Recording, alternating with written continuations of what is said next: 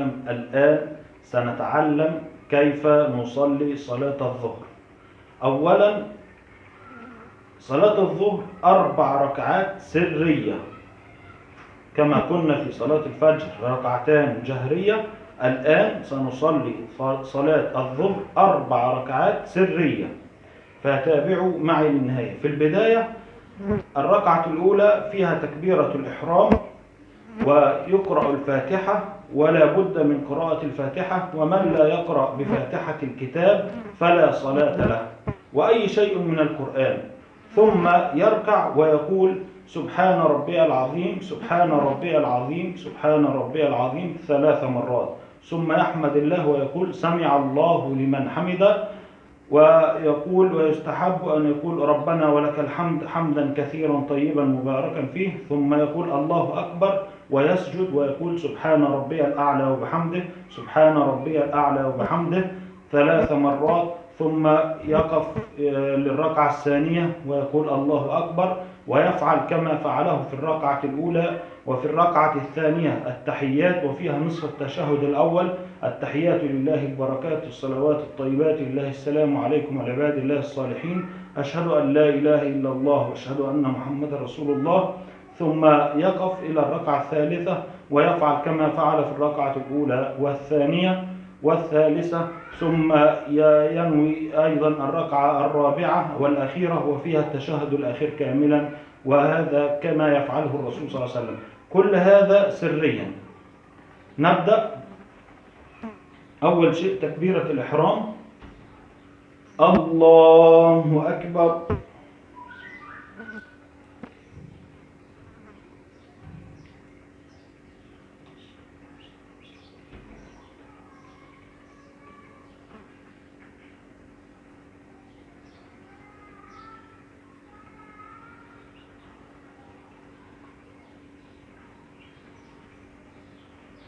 الله أكبر.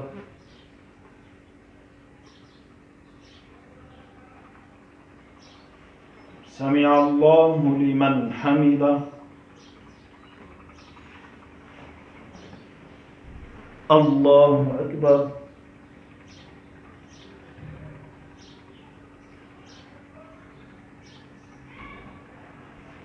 الله أكبر. الله أكبر.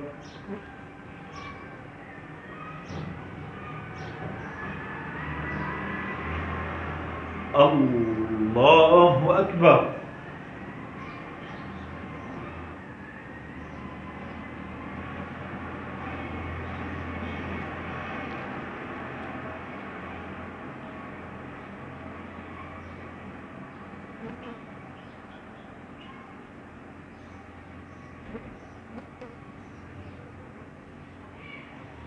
الله أكبر.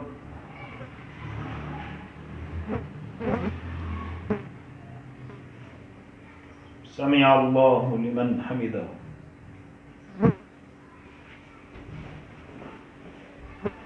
الله أكبر.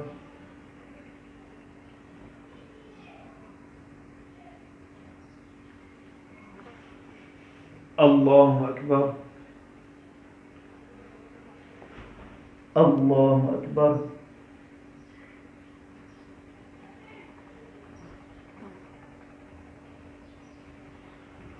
الله أكبر.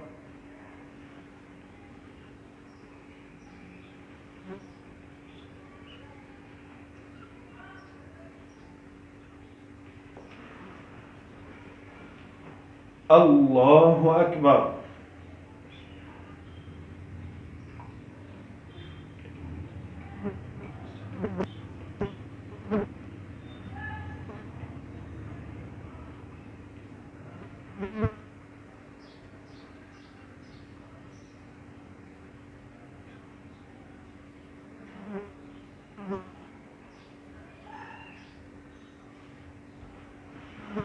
الله أكبر.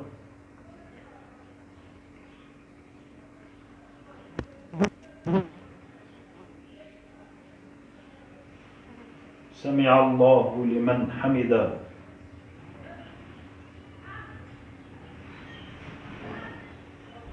الله أكبر.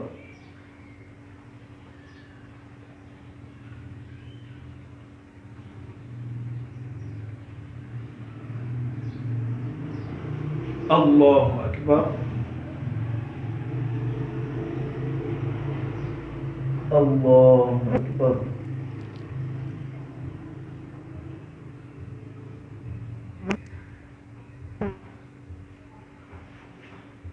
الله أكبر.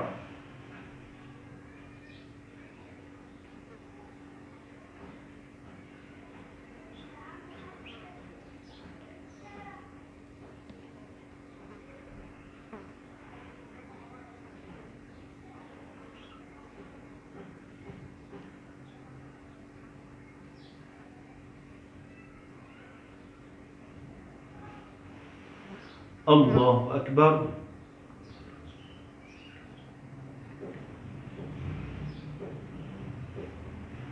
سمع الله لمن حمده.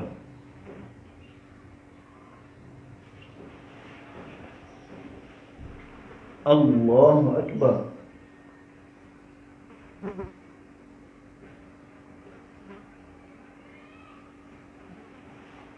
الله أكبر. الله أكبر.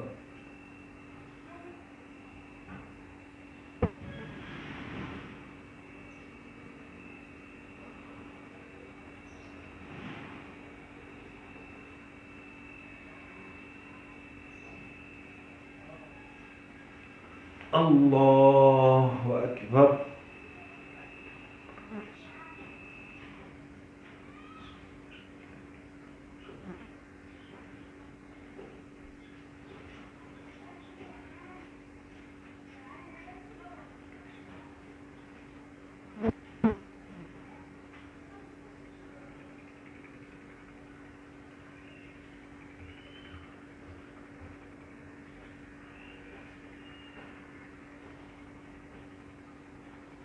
السلام عليكم ورحمة الله.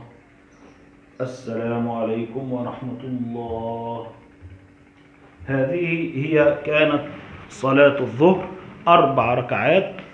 وأيضا صلاة العصر لا تختلف عن صلاة الظهر تماما، إلا أن صلاة الظهر تقريبا في البلدان العربية ما بين الساعة 12 إلى الساعة 1 ظهرا ومساء، وصلاة العصر تكون تقريبا من بين 3:30 إلى 4:30 في البلدان العربية، يختلف التوقيت فقط.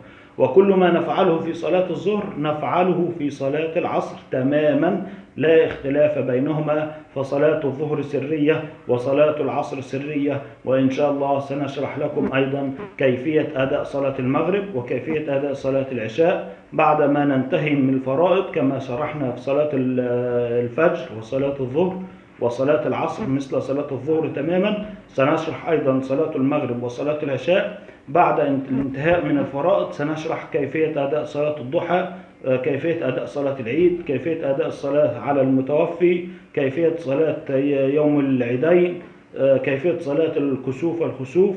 وأشكركم على حسن استماعكم، والسلام عليكم ورحمة الله وبركاته.